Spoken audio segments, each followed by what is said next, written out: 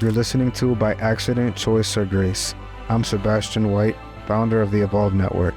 This is a space for thoughtful conversation, quiet disruption, and the kind of reflection that transforms. Together, we'll explore how the invisible shapes us, how we learn, grow, and heal, sometimes by accident, sometimes by choice, and sometimes by grace. Welcome to By Accident, Choice, or Grace with the Evolve Network. My name is Sebastian White. I'm the founder and executive director of the Evolve Network.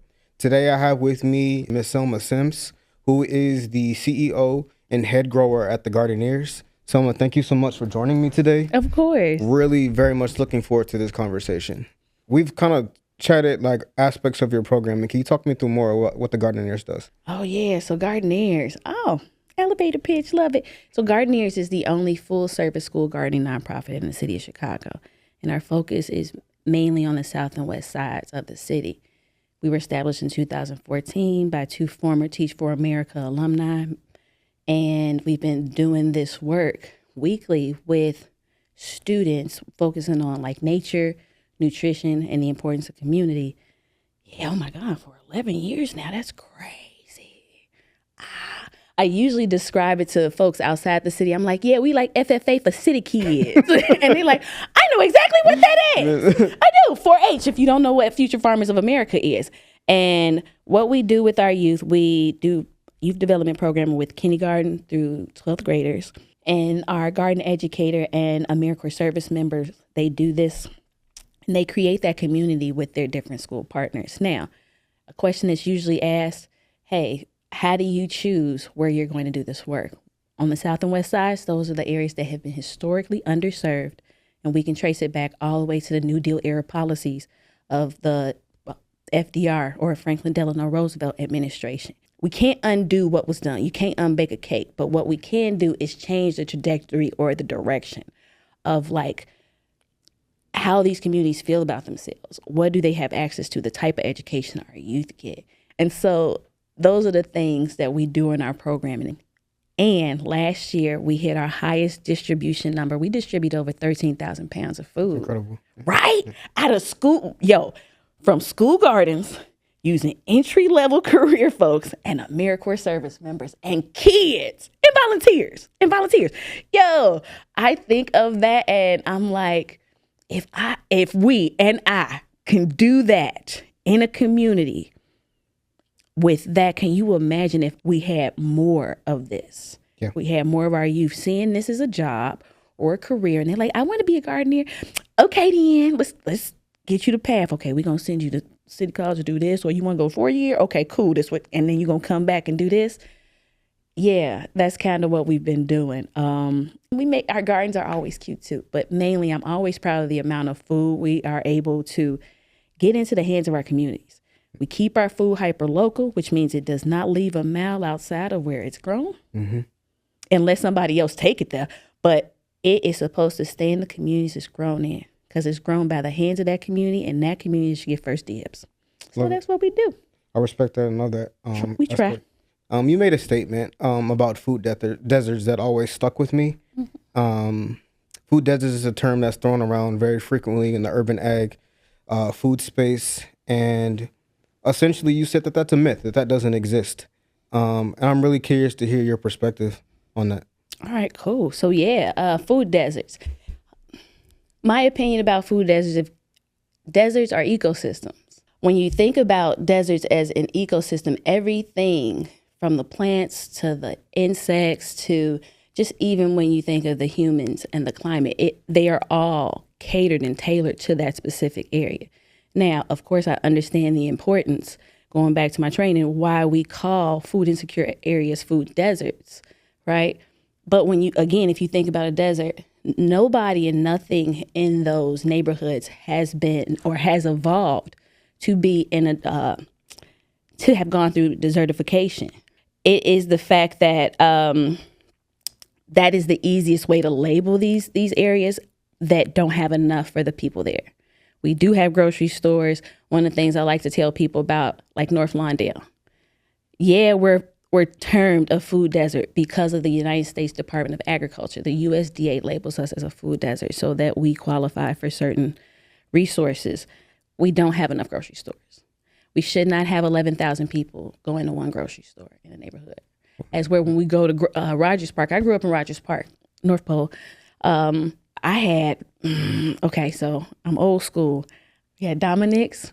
We could go to a couple of supermercados. We could get, this was before now, where you could actually pick up like fresh fruit and stuff out of Walgreens. Another old school store, Jewel Osco. I had all of those within 10 minutes walking distance in Rogers Park. As where now I live in Grand Crossing, I got to get in the car to go to both grocery stores. So the desert part is no one has been conditioned or trained or evolved to have to walk more than a mile for their food, or to have to source their food from an already overly saturated grocery store. And so when you think about myths are supernatural things. Yeah. That's not supernatural. That's not, woo. It's not. It's a systemic problem. That makes sense. One of the activities I often do with kids that we work with is I have them try to figure out where is your nearest grocery store and bring their awareness to it. Asset mapping. Yes. I think it's important that they do that and they think about the whys, right? Why is it this way? And start that type of exploration. When I heard you say that, it caught my attention because I think about language and how we use words to describe certain things for reasons that take on embedded meanings to people. If I label your space a food desert, what message am I sending to you and your thought process about your value, how we care about you, how the world cares about you, and what that makes you think about yourself? And that caught my attention because it's not empowering. How do we take it into our own hands? What can we do? That's a $1,000 question. How can we retrain our thought process to say, I'm not going to play victim here in said situation, or can be considered one, let myself fall into that area, or blame, even though we can for sure blame. How can we empower our folks to take actionable measures, even if that's growing something out of their window? Yo, I'm going to steal from Keke Palmer. You got to be delusional and reframe everything. Yes. You do. And in that, you have to build community. Yeah. What does community look like, right? I love to, it's a part of our pillars at Gardeneers, but what does community can be subjective. A lot of words can be subjective, like sustainability. Sustainability gets thrown out there left and right like a hand grenade. And it's like, what is sustainability, right? Community, the way I describe it to a 4-year-old is it's the people and things that we love in the spaces that we like. So by building those communities up, especially communities around food access, I've utilized that in this organization to build relationships, quote unquote, community, so that we can have a larger impact. And one of those relationships we built was with Chicago Grows Food, right? So Chicago Grows Food is a collective and a cooperative of different nonprofits and actually a university, because USC CPHP Extension is a part of that. They help distribute not only grow bags where people can grow on their back porches, like you mentioned, 1 or 2 plants, but they also give away free gardens. And the great thing I love about that community and that program they built is it's not just a one and done. They don't just give you the stuff and walk away.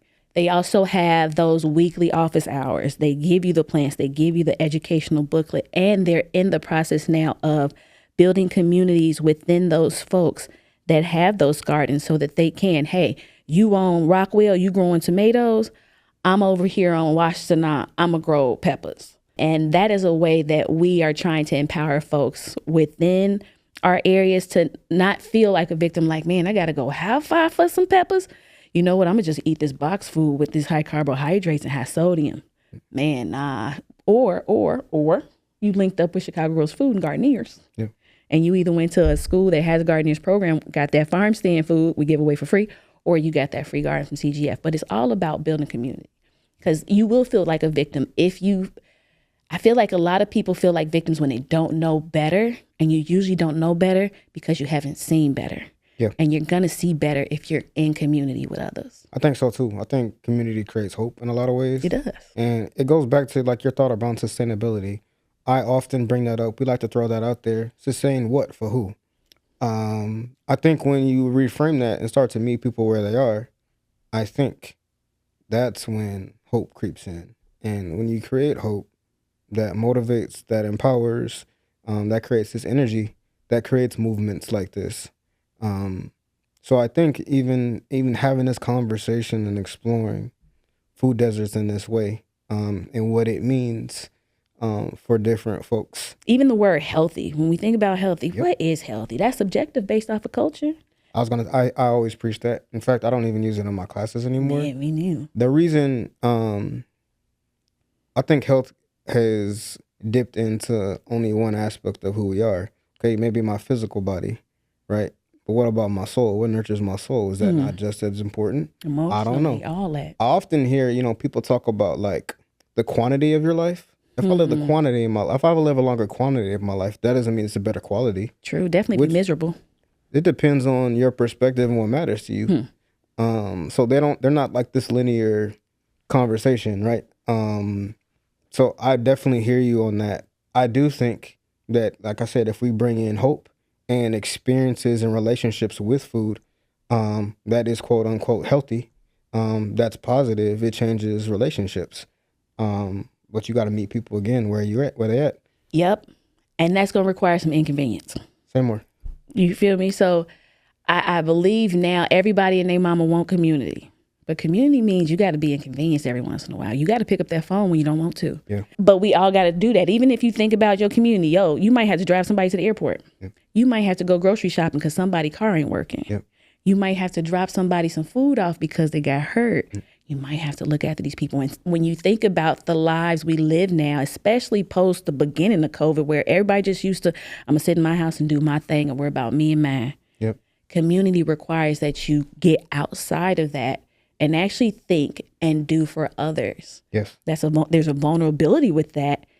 The vulnerability is sitting and living sitting, living and breathing through the man. I really ain't got to do this, but we are. Yeah.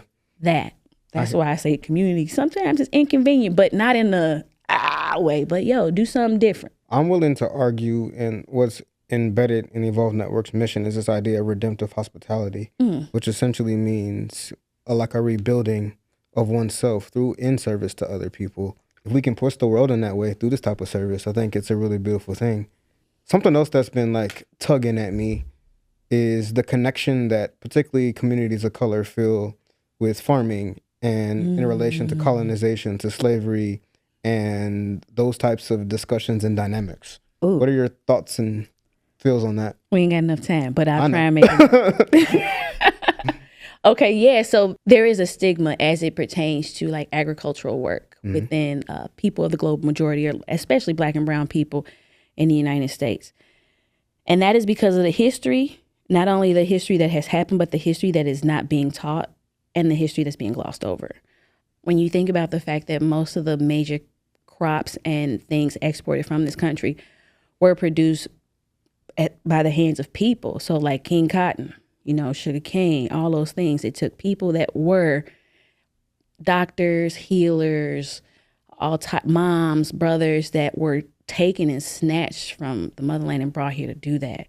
And then their descendants, me being one of them, have had to live with that. Not only just live with the treatment of agricultural workers who were forced to do this labor here, but the minimization of that work, despite the fact that it helped build this country economically for centuries. Then once those folks were quote unquote free, asterisk italicized, because let's be real, what is that? What does that mean? Then a new set of folks were asked in a nicer way than their predecessors, but their treatment does not match.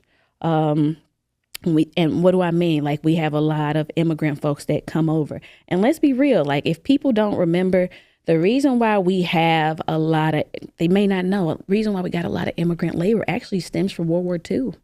World War I and World War II, when we were shipping, because we had the draft back then, when we were shipping all of our men over to Europe to go fight, guess where they took them from? The middle of the farms. They took them from the cities. And guess what? The agricultural system of the country at that time could not afford, just like now, to let food rot in the fields. So then they created the Bracero Act. And they actually encouraged folks from below Mexico and south to come in to work. Yep. So when you think about the fact that there was a time where even when we think about our brothers and sisters that's doing the work right now, their grandparents, their great grandparents were actually asked and recruited to come to this country to do that work. And then all of a sudden, now they're getting the treatment they're getting now. That's why there's a stigma, because how you going to invite me or bring me and then treat me like this? And that has been present to this day. Yes. Because of that, we see a lot of folks have been removed from gardening. So that knowledge of where food comes from. One of my board members says, he said, we got to remember that despite the fact that the field was the crime scene, it was not the perpetrator of the crime. Yeah, there it is.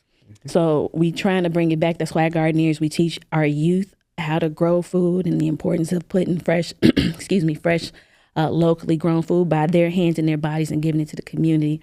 We're reframing the practice of agriculture because, a lot of us still talk about the fact that we ain't got our reparations. Yep. And even if you don't talk about reparations, we still ain't got our money from the Freedmen's Bureau Bank. So there's all these betrayals that have happened in agriculture with these different communities. And that's why a lot of us don't want to do it. But some of us still love it. We still know that a lot of our history is there. Because let's be real, the reason folks were snatched and brought here is because of their agricultural skills. Connection with the land, for sure. Mm-hmm. The people that are able to still frame it in a way that creates that love, what do you think that stems from? What do you think creates that type of connection? Community. Yeah. No, seriously, like community. I was thinking about the fact that I'm redoing my backyard and I'm like, Selma, you ain't gonna be able to eat all this food. No, but I know where 2 love fridges are. Yeah. And so just knowing that we have a love for our community, even if we don't know you. Like, even if we don't know your name, we don't know your mama, we don't know you from a can of paint in a hardware store or a fart in the wind, but you're gonna eat this food I grew. Mm-hmm. And if you go in this love fridge, or if you come to this farm stand, or if I know you, because I'm debating on if I'm just going to pop a table up in front of my crib this summer, we grow because we know everybody got to eat. In your work with the Gardeneers, how do y'all reframe this for our kids who are so often detached from the land, from their ancestry, and they are embedded in meanings that are perpetrated for a particular reason? A lot of cultural training at the team level with our AmeriCorps, with our lead garden educators, with our managers. Anybody going in front of a youth or a child, they need cultural training. Yeah. We got to be culturally responsive because the work that we do is mainly on the South and West sides. And if you're familiar with Chicago, you know who on the South and West side. I do. Right? And with our youth, it's all about just making sure whoever is leading and facilitating these things, they are culturally responsive and they're culturally aware and competent. And even when they're not, they're listening. And then we start from there. So one of our baselines, when we go in first week, hey, what do y'all, we're going to talk about our pillars, but what are y'all trying to grow this year? And of course, just like Abbott Elementary, we want to grow pineapples. Okay, well, we're in Chicago. There it is. And this is why we can't. I love pineapples too. I'll bring you some. I teach you how to cut some up, but we can't grow them. Mm-hmm. But you know what we can grow? We can grow tomatoes. Oh yeah, my grandma liked tomatoes. Okay, then we're going to grow those. Let's put those on the list. What else your grandma like? Oh, she like okra too. Okay, we're going to throw that in the ground as well. That's kind of, you pull your communities in, especially with the youth, because let's be real. People want to be invested in this. Yeah. Not in just this, but anything that's going to impact them. And so with these gardens and this youth programming, we make sure we hear from the youth, and the youth are usually, and not unheard because we be hearing them, but they're an unlistened to population of a community. 100%. Mm-hmm. I think it's often we do this like rank ordering things, like because you're a child, that means you have less value or importance. But they see everything. 100%. And they gonna be quiet. And they also navigate the same experience that we do. I've dealt with way more reasonable children than I've dealt with adults in some situations. So this rank ordering process. But I love what you said, that you were giving them voice in the choice. You have right? to. And once you do that, you empower them to take ownership. And when people take ownership of something, that's when they are, like you said, invested. What we're trying to do is make sure we're going to give them the knowledge and train them to be able to turn that knowledge into wisdom. Because if you got people out here just smart enough to whip out words like, again, sustainability, food doesn't. They just saying it. But no, but what does it really mean? What does it mean? Freedom. What does freedom mean? Freedom to me may mean something different to you. Yes, for sure. Or anybody else. Mm-hmm. So I'm going to get this to you, but I'm going to also teach you how to use it. We do that with the vegetables too, though. Yes. Thank you so much, Selma, for this incredible conversation. So many beautiful tidbits, acknowledgement of history, a lot of just really important pieces that tell a story that I think are really important to this conversation. And it also, I think, breaks down what those messages are and gets to like the concrete information, right? Versus just these ideals that can be taken up in so many different ways, and then how to overcome them. This has been a very enriching conversation, and I really very much appreciate it. Thank you for having me. Absolutely. Appreciate it. Gardeneers is really important to me. Before anybody knew who I was, what I was doing. I tell people that before I sometimes. had a concept, they trusted me and brought me in. And so I love what they do. I love what they're about. And it's an honor to be partnered with them for so long. And we will remain partnered as long as it's okay with you guys. Yo, we proud of you. So we here and we appreciate everything that y'all do. So proud. Yo, the growth.